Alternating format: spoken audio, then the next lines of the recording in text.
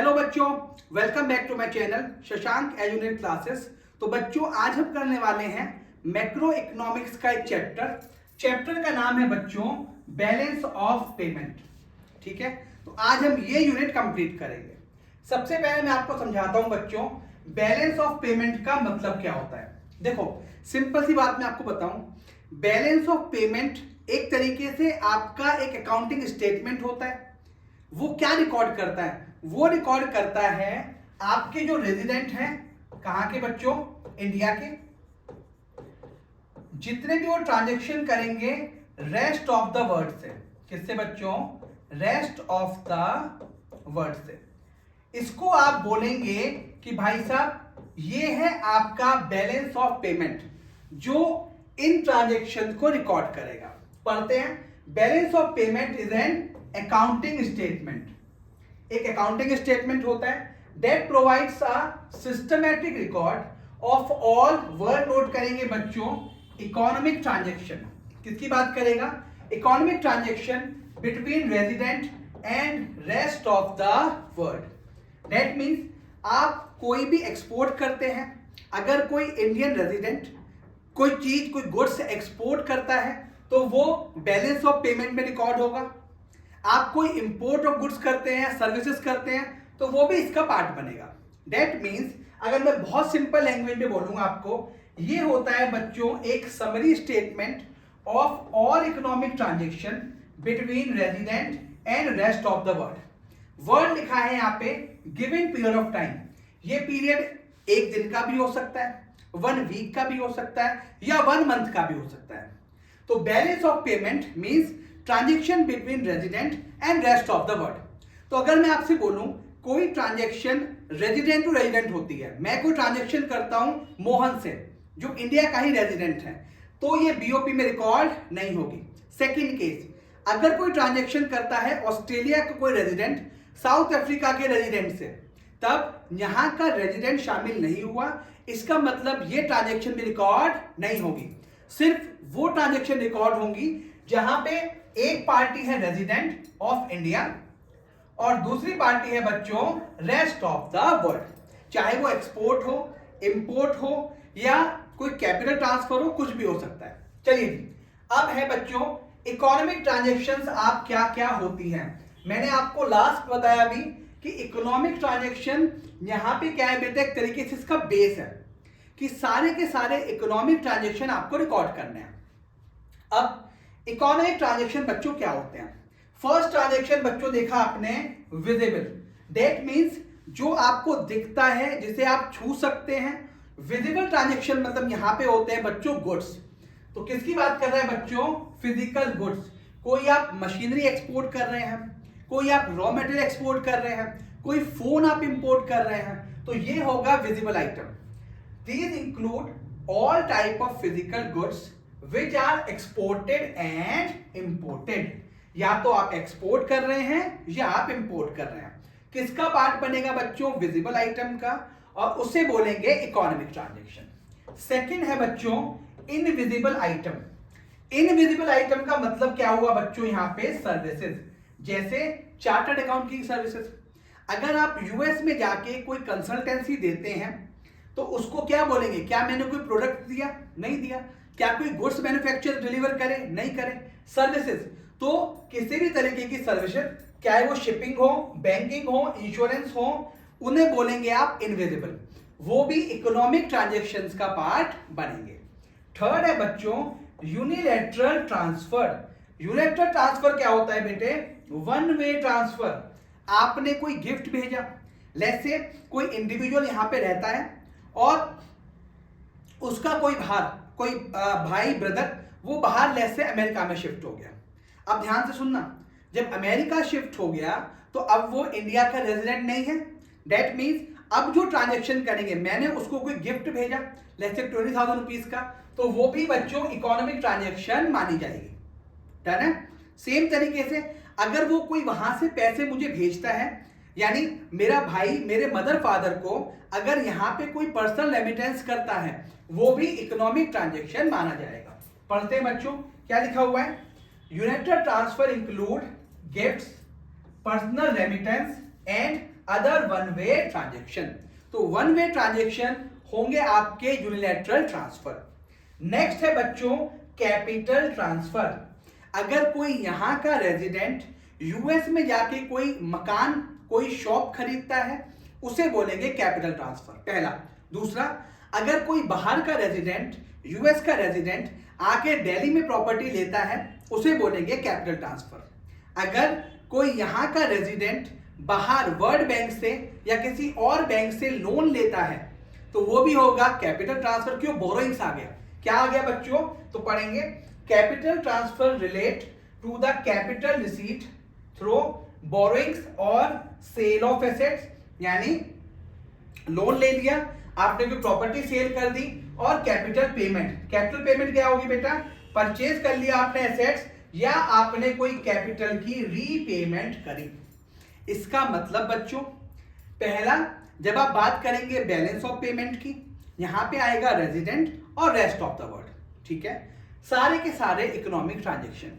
Economic transaction में क्या आ गए बच्चों? आपके visible item, invisible item, unilateral transfer और कैपिटल ट्रांसफर, यानी सब कुछ कवर हो गया। अब बात करेंगे बच्चों structure of balance of payment की। ये क्वेश्चन इंपॉर्टेंट है बच्चों, तो इसमें से 1 नंबर का एमसीक्यू आपको दिखाई देता है। आप बच्चों याद कीजिए अकाउंटिंग के रूल, थंब रूल क्या होते हैं? Debit all the expenses, credit all the income. That means जो क्रेडिट साइड होती है बच्चों वो हमेशा किसकी साइड होती है? आपकी इनकम की। और इनकम कब होगा? Income means inflow.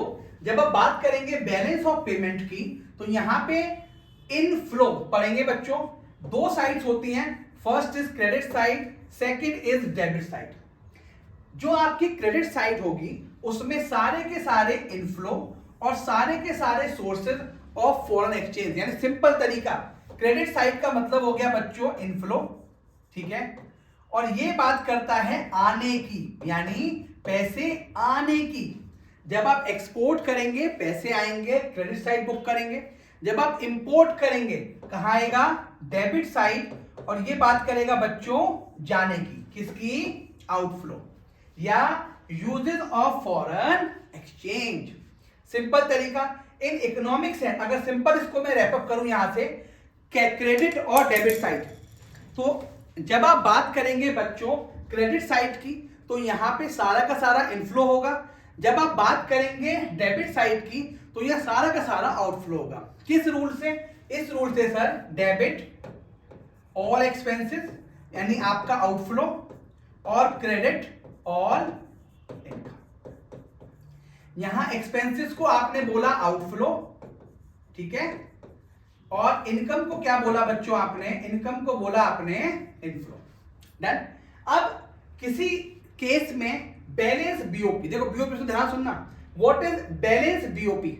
जहां पे रिसीट, अगर सिंपल एक चार्ट बनाने की कोशिश करें बच्चों, हम यहां पे चार्ट बनाते हैं, where receipt is equal to payment, यानी जब आप फॉरेन एक्सचेंज की रिसीट और पेमेंट बराबर है उसको बोलेंगे बच्चों बैलेंस बीओपी।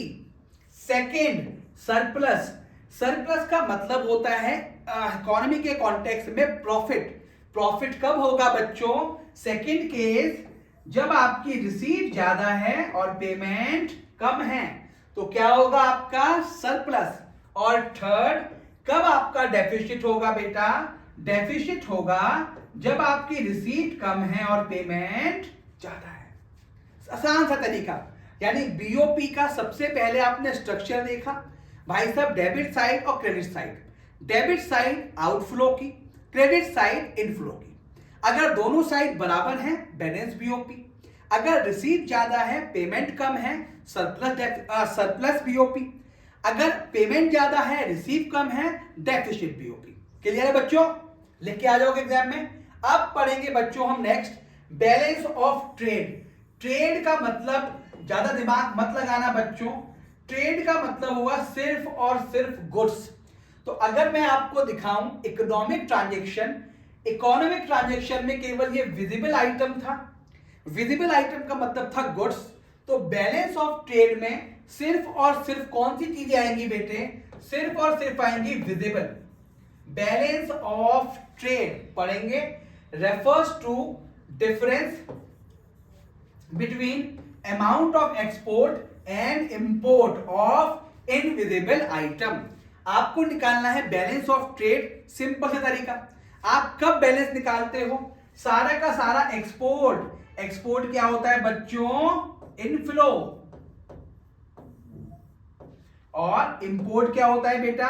ये होता है आपका आउटफ्लो। जब आप एक्सपोर्ट करेंगे पैसे आएंगे, और जब आप इंपोर्ट करेंगे पैसे जाएंगे।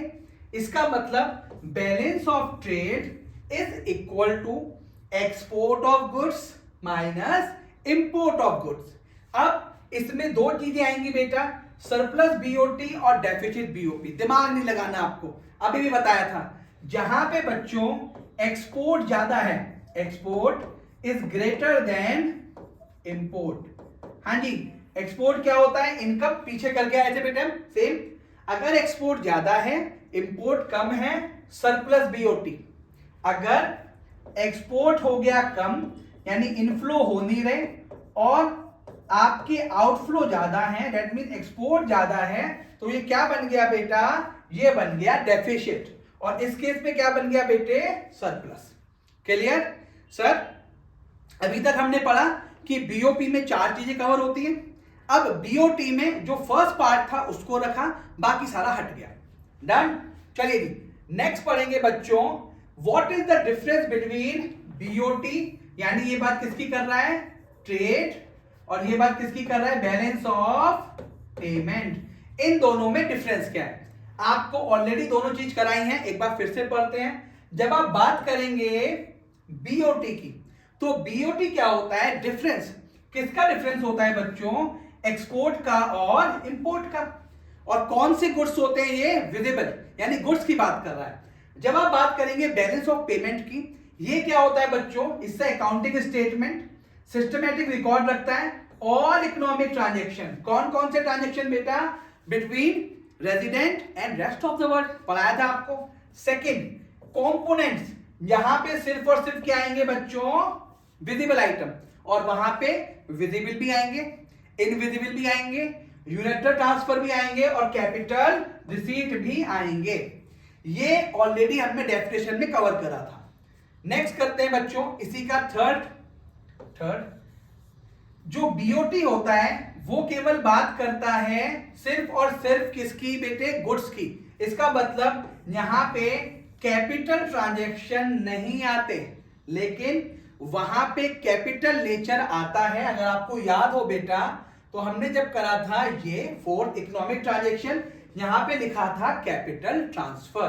दैट मींस जब आप बात करेंगे बीओटी की, यहां पे कैपिटल ट्रांजैक्शन नहीं आते, बीओपी में कैपिटल ट्रांजैक्शन आते हैं। नेक्स्ट बच्चों स्कोप, ये नैरो कॉन्सेप्ट है और ये वाइडर कॉन्सेप्ट है। क्यों? अगर आप देखें बीओपी इंक्लूड्स बीओटी ऑल्सो। क्यों जी? सही बोल रहा हूं बेटा मैं? एक बीओटी एक थोड़ा सा नैरो कॉन्सेप्ट, नैरो मीन्स छोटा कॉन्सेप्ट है, सिर्फ और सिर्फ गुड्स की बात कर रहा है। वहीं जब आप बात करेंगे बीओपी की, तो वो गुड्स की बात भी कर रहा है, वो सर्विस की बात भी कर रहा है, वो यूनिटरी ट्रांसफर की बात भी कर रहा है, वो कैपिटल ट्रांसफर की बात भी करता है। फिफ्थ पॉइंट बच्चों, settlement. This is the most important point. सीधा एमसीक्यू आ सकता है, ध्यान से देखना। सेटलमेंट क्या होता है? बड़ा कॉन्सेप्ट कौन सा है? बीओपी बड़ा है, तो बीओपी अगर एक वाइडर कॉन्सेप्ट है तो उसमें बीओटी शामिल है। अगर आपको अनफेवरेबल बीओटी हो गया, अगर इंपोर्ट ज्यादा है एक्सपोर्ट का, जब भी पॉसिबल है बेटा। अनफेवरेबल कब होगा? जब इंपोर्ट ज्यादा एक्सपोर्ट कम है। तो अनफेवरेबल बीओटी आप सेटल कर सकते हैं किससे बेटा? फेवरेबल बीओपी से। लेकिन अनफेवरेबल बीओपी क्यों भाई साहब? बहुत ज्यादा होगा, ऑलरेडी बीओटी में कवर है, तो unfavourable BOP can not be met out favourable BOT. Done है बच्चों? सर हमने बीओटी बीओपी कंप्लीट कर लिया। इंपॉर्टेंट है बच्चों, अच्छे से पढ़ना। मीनिंग करा, फिर हमने कंपोनेंट्स, फिर कैपिटल ट्रांजैक्शन यहां पे नहीं शामिल होंगे, वहां शामिल होंगे। फिर हमने करा सेटलमेंट, ये फिर से पढ़ लेंगे। जो अनफेवरेबल बीओटी होगा उसको आप मेट आउट कर सकते हैं फेवरेबल बीओपी से, पी की बात कर रहा हूं। वहीं अगर अनफेवरेबल बैलेंस ऑफ पेमेंट है तो उसको आप सेटल नहीं कर सकते बैलेंस ऑफ ट्रेड पे, क्योंकि बीओपी एक तरीके से वाइडर कॉन्सेप्ट है। ठीक है बच्चों। अब बच्चों मैं आपको बताता हूं कंपोनेंट्स, हमने स्ट्रक्चर पढ़ा, अब बात करेंगे बच्चों कंपोनेंट्स की, यानी बैलेंस ऑफ पेमेंट के क्या क्या कंपोनेंट्स होते हैं। केवल दो ही कंपोनेंट, पहला करंट और दूसरा कैपिटल। तो जिन लोगों ने पढ़ा है पार्टनरशिप अकाउंट उनको समझ आ गया होगा। करंट में क्या आते हैं बेटे, करंट में आते हैं आपके करंटली ट्रांजेक्शन, और कैपिटल में क्या आते हैं, कैपिटल से रिलेटेड ट्रांजेक्शन। तो अगर मैं आपको सिंपल पहले स्लाइड पे लेके जाऊं इस इकोनॉमिक ट्रांजेक्शन पे, इस इकोनॉमिक ट्रांजेक्शन में क्या क्या करंट है और क्या क्या कैपिटल है। देखो बच्चों, विजिबल, गुड्स, सर्विसेज और यूनिलेटरल, यानी अगर मैं तीन ये ट्रांजेक्शन बोलूं, इनको बोलते हैं आप करंट। वहीं जो ये फोर्थ है, फोर्थ को बोलते हैं कैपिटल। अब पढ़ेंगे बेटा, अब समझ आएगा आपको। यानी गुड्स, सर्विस, यूनिलेटरल ट्रांसफर, इसे बोलते हैं करंट, और कैपिटल ट्रांसफर जहां बोरिंग आते थे, इन्वेस्टमेंट आते थे, उसको क्या बोलते हैं बेटे, उसको बोलते हैं कैपिटल। अब हम पढ़ने जाते हैं बच्चों, चलिए ये रहा बच्चों। हाँ जी, तो कंपोनेंट्स पढ़े हमने बेटे पहले, करंट और कैपिटल। करंट में देखते हैं रिकॉर्ड ऑल द ट्रांजेक्शन, सुनते जाना बेटा। पहला export and import of goods, दूसरा सर्विसेज, तीसरा यूनिलेटरल ट्रांसफर। यानी मैं बात अगर सिंपल करूं, यहां से हटा के इसको, फर्स्ट गुड, सेकंड सर्विसेज, तीसरा यूनिलेटरल ट्रांसफर। ये मैंने ऑलरेडी आपको पीछे दिखा दिया। During the given period of time, फिर से एक बार देखते हैं। अब देखेंगे फिर से कंपोनेंट। देखो बच्चों, इसे नहीं पढ़ा रहा आपको मैं, export and import of goods, sir ये आता है हमें, आता है जी विजिबल।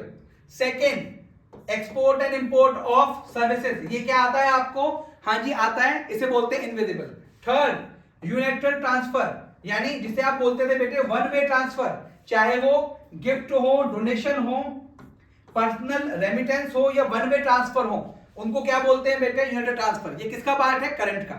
फोर्थ जो इंपॉर्टेंट है, जो बताना है आपको, that is income, income and payment to from abroad. अब देखो ध्यान सुनो, अगर किसी रेजिडेंट ने कोई घर या कोई शॉप ली यूएस में, तो क्या वो ऐसी पड़ी रहेगी, उसका कोई यूज नहीं होगा।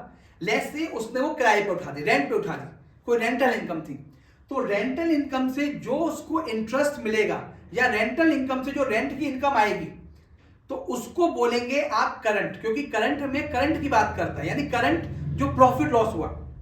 अगर किसी बाहर के रेजिडेंट ने इंडिया में इन्वेस्टमेंट करा, अब हमें उसको रेंटल देना है, हमें उसको इंटरेस्ट की पेमेंट करनी है, तो ये किसका पार्ट होगा, ये पार्ट होगा बच्चों आपका करंट अकाउंट का। एक नंबर का एमसीक्यू बन सकता है कि अगर आप इन्वेस्टमेंट करते हैं कहीं बाहर की कंट्री में, या बाहर का कोई रेजिडेंट हमारी कंट्री में इन्वेस्ट करता है, तो उसको बोलते हैं कैपिटल रिसीट या कैपिटल नेचर की ट्रांजेक्शन, कैपिटल अकाउंट की, जो यहां पे कवर होती है बच्चों, है ना, यहां पे। वहीं जब आप उससे कोई इनकम अर्न करते हैं या आपको कोई पेमेंट करनी पड़ती है, तो वो कवर होती है करंट में। Receipt and payment to and from abroad, it includes investment income in the form of interest, rent और प्रॉफिट, कुछ भी हो सकता है बेटे, ठीक है। चलो जी, अब यहां मैंने आपको बताया बेटा नेक्स्ट में difference between BOT and current account. BOT याद करो, बीओटी में कौन से आइटम आते हैं, केवल विजिबल, लेकिन यहां पे विजिबल भी आते हैं और इनविजिबल भी आते हैं। अभी पढ़ के आए हो भाई, करंट में क्या क्या आता है, यूनिलेटरल आता है, विजिबल आता है, इनविजिबल आता है, और क्या आते हैं बेटा, इनकम रिसीव्ड आती है, पेमेंट आती है। यहां पे केवल विजिबल आइटम। जब आप बात करेंगे स्कोप की, तो बीओटी बहुत नैरो कॉन्सेप्ट है, क्योंकि सिर्फ और सिर्फ यहां पे गुड्स की बात करता है, ये इसका पार्ट है। और करंट अकाउंट में क्या होता है, वाइडर कॉन्सेप्ट है, इंक्लूड्स बीओटी। अब देख लो बेटा, बीओटी को किसने कवर कर लिया, अगर बीओटी की बात करो तो बीओटी करंट अकाउंट में कवर हो जाता है, बीओटी बीओपी का पार्ट है, तो बीओपी एक तरीके से क्या मान के चलते हैं, इसका जस्ट एक पार्ट है। क्लियर है बच्चों? Next, balance on current account. अब देखो बेटे, करंट अकाउंट दो तरीके से होगा, वर्ड नोट कर लेना अच्छे बच्चों की तरह बता रहा हूं, हालांकि आपने पढ़ा हुआ है, सिर्फ हम ब्लॉक्स पढ़ेंगे। The net value of credit and debit is the balance on current account, यानी जो भी नेट वैल्यू होती है उसकी बात करेंगे। फर्स्ट देखो सरप्लस। सर सरप्लस तो पढ़ के आए थे? हाँ बेटा पढ़ के आए हो। सरप्लस का मतलब क्या हो गया बेटा, जब क्रेडिट आइटम ज्यादा है डेबिट से। याद करो अच्छे बच्चों की तरह, क्रेडिट में क्या आता है बेटा, क्रेडिट होता है आपका इनफ्लो। अगर इनफ्लो ज्यादा है और आउटफ्लो क्या है बच्चों, कम, तो क्या होगा, वो होगा आपका कैश, करंट अकाउंट सरप्लस। वहीं डेफिसिट कब होगा, फटाफट लिखो।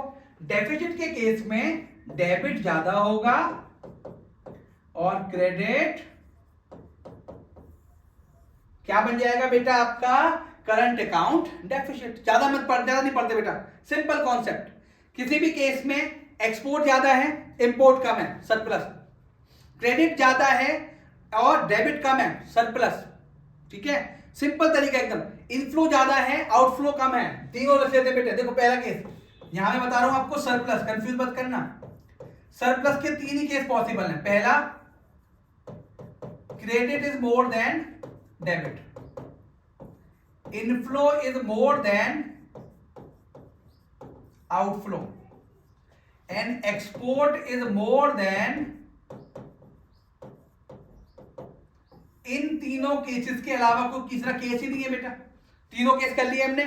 चलिए जी बच्चों, अब हम बात करेंगे बच्चों कैपिटल अकाउंट की। Capital account and it's components. देखो कैपिटल अकाउंट क्या होता है बेटा, the capital account of BOP records all those transaction between resident and rest of the world. जिससे क्या इफेक्ट होती हैं, अगर आप चैप्टर याद कीजिए गवर्नमेंट ग्रांट्स का, तो मैंने आपको समझाया था जिन ट्रांजेक्शन से आपके एसेट्स और लायबिलिटी इफेक्ट होते हैं वो होते हैं कैपिटल ट्रांजेक्शन, चाहे वो कैपिटल रिसीट हो या कैपिटल की पेमेंट हो। याद किया बेटा? रेवेन्यू एक्सपेंडिचर अलग बताया था मैंने आपको, तो सेम तरीका, जहां पे आपके एसेट्स और लायबिलिटीज हिट करते हैं उसको आप क्या बोलते हैं, उस ट्रांजेक्शन्स को आप बोलते हैं बेटे कि ये ट्रांजेक्शन है कैपिटल नेचर की। तो हम क्या पढ़ रहे हैं, कैपिटल अकाउंट की ट्रांजेक्शन। क्या क्या कंपोनेंट्स आएंगे, पहला, सबसे पहला यहां लिखता हूं बच्चों, उधार। अगर आपने बाहर की कंट्रीज से उधार लिया या बाहर वाले ने, कोई बाहर के रेजिडेंट ने, फॉरेन रेजिडेंट ने इंडियन से कोई क्या लिया, उधार लिया, तो वो क्या आएंगे यहां पे, बोरिंग्स भी आएगी और लैंडिंग भी आएगी, पहला। दूसरा, इन्वेस्टमेंट, ये भी पता है, अगर यहां के रेजिडेंट ने कोई बाहर की प्रॉपर्टी ली तो कैपिटल एसेट्स आएंगे। वहीं अगर किसी बाहर के रेजिडेंट ने यहां पे कोई इन्वेस्टमेंट करा तो वो भी यहां पे भी आएगा। थर्ड है बच्चों मोस्ट इंपॉर्टेंट, यानी अगर मैं थर्ड की बात करूं बेटे, तो थर्ड है आपका most important, that is change in foreign exchange reserve. Foreign exchange reserve में अगर कोई चेंज हो रहा है तो भी वो किसका पार्ट है, कैपिटल का। कैसे, अगर आप कोई चीज यहां से विड्रॉ करते हैं, क्या करते हैं बच्चों, विड्रॉ, तो अगर कैपिटल क्या लिखा हुआ है, फॉरेन एक्सचेंज रिजर्व, इससे कोई चीज निकालते हैं तो वो क्या होता है बेटा, positive side, credit side. Question आ चुका है एग्जाम में, फिर से स्टार लगा रहा हूं जहां जहां पे इंपॉर्टेंट है। Change in foreign exchange reserve, अगर आप फॉरेन रिजर्व से पैसा निकालते हैं, विड्रॉ, तो क्या होगा हमारी इकोनॉमी के लिए। देखो एक रिजर्व, ध्यान सुनो, एक कोई रिजर्व है गवर्नमेंट के पास, हमारा कोई चीज शॉर्ट पड़ गई, बीओपी हमारा कम, अभी पढ़ेंगे आगे, बीओपी हमारा कम हो गया, हमारा एक्सपोर्ट कम है और इंपोर्ट ज्यादा है, तो लॉस हो गया। अब मुझे यहां रिजर्व से मैंने पैसे उठाए, इकोनॉमी में आए, इकोनॉमी रिसीव कर रही, इनफ्लो, क्या होगा, क्रेडिट। अगर मेरा बीओपी फायदे में था तो मैंने कुछ पैसा ट्रांसफर करा रिजर्व में, ट्रांसफर कर रहा हूं तो क्या होगा, एडिशन क्या होगा आपका, डेबिट साइड। कई बार लोग कंफ्यूज कर देते हैं, withdrawal credit, addition debit, done. चलो बच्चों, और क्या आएगा बेटा, सरप्लस। सर सरप्लस तो बहुत अच्छे से आता है, हाँ जी। सरप्लस का मतलब हो गया when credit items is more than debit item, अभी पढ़ दिए। यानी कितने भी क्रेडिट आइटम अगर डेबिट से कम आ रहे हैं तो रिवर्स हो जाएगा। हमारे वाले केस में when credit items are more than debit item it indicates net inflow. वहीं when debit items are more than credit item it indicates net outflow। Surplus में क्या होगा बेटा, बेटा सरप्लस का मतलब समझो, फायदा है, प्रॉफिट। प्रॉफिट में क्या होगा, इनफ्लो, ठीक है सर। और डेफिसिट पे क्या होगा बच्चों, आउटफ्लो, पैसा जाता हुआ दिखाई देगा आपको। डन। चलिए जी नेक्स्ट आते हैं बेटे। नेक्स्ट क्या है बच्चों आपका, नेक्स्ट है डिफरेंसेस। फटाफट डिफरेंस निपटाओ। करंट और कैपिटल में डिफरेंस। करंट अकाउंट में क्या होते हैं बेटे, करंट अकाउंट बात करता है कंट्री की करंट इनकम की, brings the change in the level of, क्योंकि करंट जो भी यूनिटरी ट्रांसफर है, एक्सपोर्ट है, इंपोर्ट है, डायरेक्टली कंट्री इनकम को इफेक्ट करते हैं। वहीं कैपिटल अकाउंट बात करता है कैपिटल स्टॉक यानी capital assets, capital receipt, capital payment की। डायरेक्टली ये इन्फ्लुएंस नहीं करता करंट की या कंट्री की इनकम को, पहला। दूसरा भाई देखो चित्र, ये करंट अकाउंट एक तरीके से आइटम हो गया प्रॉफिट लॉस का, है ना, और ये कैपिटल हो गया बेटा आइटम बैलेंस शीट का। तो प्रॉफिट लॉस के जितने भी आइटम आपको दिखाई देंगे ये होते हैं फ्लो कॉन्सेप्ट। फ्लो मींस कि आप ये जो कॉन्सेप्ट आप इसे मेजर करेंगे ये करते हैं एट पीरियड ऑफ टाइम, यानी कुछ ये ऐसा नहीं है कि एक दिन के लिए कर रहे हैं, पूरे साल की बात करोगे, महीने की बात करोगे। वहीं जो बैलेंस शीट का आइटम है कैपिटल, वो है स्टॉक कॉन्सेप्ट, ये बात करेगा at particular point of time. Done. Third component देखते हैं बेटा, इसमें हो गए विजिबल, इनविजिबल, इनकम रिसीव्ड और यूनिटरी। ये चारों पॉइंट हमने पढ़े थे बेटे, वही लिख के आने हैं। और जब आप बात करेंगे कैपिटल की, तीन आइटम दिख रहे होंगे, बोरोइंग्स, लैंडिंग देखिए आपको, पहला बोरिंग लैंडिंग, दूसरा इन्वेस्टमेंट और तीसरा चेंज इन रिजर्व। तो आप विड्रॉ करते हो क्रेडिट, एडिशन करते हो डेबिट, ये मैंने आपको पढ़ा दिया था। तो ये भी एक इंपॉर्टेंट है बच्चों, चार इंपॉर्टेंट टिक करा दिए बेटे मैंने आपको। This is fourth one. Current और कैपिटल अकाउंट का डिफरेंस बहुत आराम से लिखेंगे भाई साहब। करंट अकाउंट देश की इनकम को इफेक्ट करता है, वो इफेक्ट नहीं कर रहा, वो कैपिटल की बात करता है। ये जो करंट अकाउंट है ये फ्लो कॉन्सेप्ट है, कैपिटल अकाउंट स्टॉक कॉन्सेप्ट है। करंट अकाउंट में चार चीजें आ गई और वहीं कैपिटल में तीन चीजें आ गई। डन। तो ये था आपका चैप्टर फॉरेन एक्सचेंज। अब इसमें बेटा दो आइटम और रह गए। First is autonomous transaction. देखो ऑटोनोमस ट्रांजैक्शन वो ट्रांजैक्शन होती है जो आप करते हैं फॉर प्रॉफिट मैक्सिमाइजेशन। आप एक्सपोर्ट कर रहे हैं फॉर प्रॉफिट मैक्सिमाइजेशन, इंपोर्ट कर रहे हैं, क्यों कर रहा है इंपोर्ट, कोई बंदा कोई एक्सपोर्ट करता है बिकॉज ऑफ प्रॉफिट ट्रांजैक्शन। किसी भी ट्रांजैक्शन में अगर आपको प्रॉफिट मैक्सिमाइजेशन उद्देश्य देखे जाए, जितने भी आप बिजनेस करते हैं उसका उद्देश्य होता है पैसे कमाना। These are autonomous transaction. An autonomous item refers to those international economic transaction which take place for a profit motive, economic motive, that is profit maximization. Second, autonomous transaction are independent. अगर आप देखें बेटा ये independent transaction होती है। सबसे पहले autonomous में क्या आ गया बेटा, सबसे पहले गुड्स आ गए, है ना, और क्या आ गए आपके सर्विसेज आ गए, या और क्या पढ़ा आपने, कैपिटल ट्रांसफर पढ़ा। तो ये क्या है बेटा, ये इंडिपेंडेंट है, ये इंडिपेंडेंट है, ये इंडिपेंडेंट है। गुड्स का अलग, सर्विस अलग और कैपिटल अलग, हमने अलग कॉन्सेप्ट नहीं पढ़ा है। तो एक तरीके से ये इंडिपेंडेंट होती है। थर्ड, ऑटोनोमस ट्रांजैक्शन करंट पे भी आती है और कैपिटल पे भी आती है, मैंने ऑलरेडी आपको समझा दिया। गुड्स और सर्विसेज किस पे आ रहे हैं बेटे, करंट पे। इन्वेस्टमेंट और बोरिंग किस पे आएंगे बेटे, कैपिटल पे। अगला यहां से पढ़ते बेटे, on the current account merchandise export and imports of goods are the autonomous transaction. Sir हमने ऑलरेडी पढ़ लिया, तो यहां पे क्या आ रहे हैं बेटे, गुड्स एंड सर्विसेज। अगला ऑन द कैपिटल अकाउंट क्या लिखा हुआ है बेटा, ये लिखा हुआ है लॉन्ग टर्म लोन, क्या है, ऑटोनोमस ट्रांजैक्शन। अब इसी का ही भाई पढ़ेंगे बेटे हम, एकोमोडेटिंग आइटम। जो आइटम प्रॉफिट मैक्सिमाइजेशन या इकोनॉमिक मोटिव से नहीं होते, उन्हें कहते हैं एकोमोडेटिंग ट्रांजैक्शन। जैसे अगर मैं आपको एक सिंपल ट्रांजैक्शन बताऊं, अभी इसमें करते हैं बेटा, देखो ये वाला देखो, जब हमने इस वाले पॉइंट जिसमें मैंने स्टार्टिंग लगा रखा है change in foreign exchange reserve, आपका बीओपी बैलेंस ऑफ पेमेंट कम था, आपने रिजर्व से पैसा उठा लिया फॉरेन एक्सचेंज से, क्या आपने ये कोई प्रॉफिट मोटिव से करा है? Answer is no. अगर आपके पास पैसा ज्यादा था इकोनॉमी में, आपने कुछ पैसा शिफ्ट कर दिया फॉरेन एक्सचेंज रिजर्व में, तो क्या इसका उद्देश्य पैसा कमाना है? नहीं है। तो इन ट्रांजैक्शन को बोलते हैं एकोमोडेट, एकोमोडेट करना। फिर से पढ़ेंगे बच्चों यहां पे, चलिए जी, accommodating item refer to the transaction that are undertake to, देखो ध्यान से लिखना, undertake to cover the gap in the BOP। अगर BOP शॉर्टेज हो गया, अगर, और शॉर्टेज कब होगा, डेफिसिट कब होगा, जब हमारे क्रेडिट के आइटम कम थे, इनफ्लो कम है, तो जब हमने उसको एडजस्ट करा, in such transaction taken to cover the deficit और surplus in the autonomous transaction.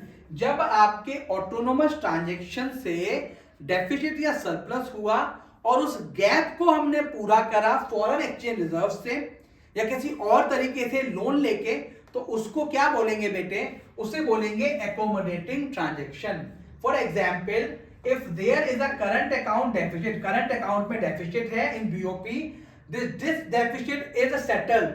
दो तरीके से आप सेटल कर सकते हैं। पहला, अगर आपके देश का फॉरेन एक्सचेंज रिजर्व है तो आप वहां से ले लेंगे, ये रहा बेटा, थर्ड पॉइंट कराया था, change in foreign exchange reserve. और लास्ट क्या हो सकता है बेटा, बोरोइंग्स, आप बोरोइंग कर लेंगे फ्रॉम आईएमएफ और एनी फॉरेन मॉनेटरी अथॉरिटीज। इसका बहुत सिंपल मतलब हुआ कि एकोमोडेटिंग ट्रांजैक्शन आप प्रॉफिट मोटिव से नहीं करते। अगर बीओपी में बैलेंस ऑफ पेमेंट में कुछ डेफिसिट है, कुछ सरप्लस है, इस गैप को जब आप कम करते हैं, ज्यादा करते हैं, तो इसको किससे करते हैं बेटा, या तो रिजर्व से करते हैं या करते हैं हम लोन लेके, तो इस ट्रांजैक्शंस को बोलते हैं एकोमोडेटिंग ट्रांजैक्शन।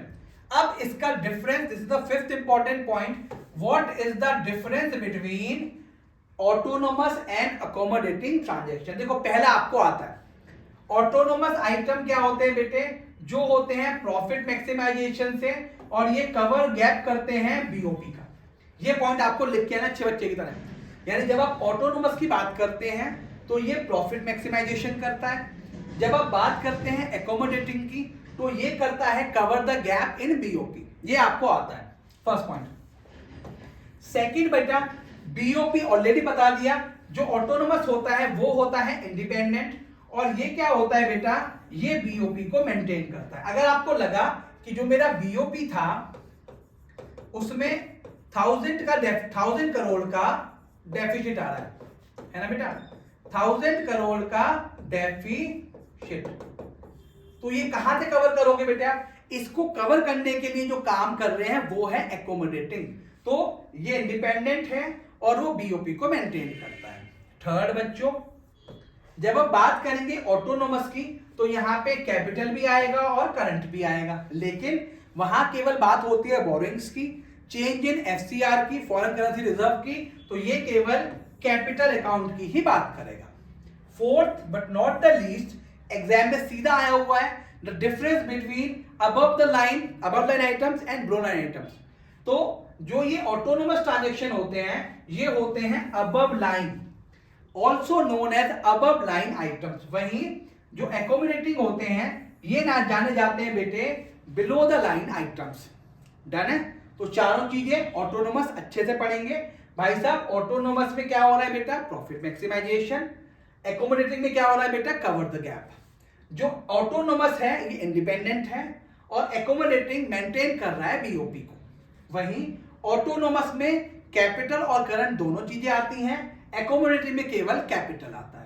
वहीं जब आप ऑटोनोमस की बात करेंगे इन्हें बोलते हैं अबव द लाइन आइटम और एकोमोडेटिव को बोलते हैं below the line items. Last topic बेटे, ये ऑलरेडी दैट इज सिर्फ लाइन बताने के लिए करा है, डेफिसिट और disequilibrium in the balance of payment. Deficit का मतलब बार बार कर लिया बेटा भाई साहब, देखो ये मुझे पूरा करा दो, मुझे हो जाएगा सेटिस्फेक्शन कि आपको आ गया। देखो कितनी बार कर चुके हैं, जब आउटफ्लो ज्यादा और इनफ्लो कम। सिंपल तरीका। When deficient balance of payment, इसे बोलते हैं डिसइक्विलिब्रियम भी।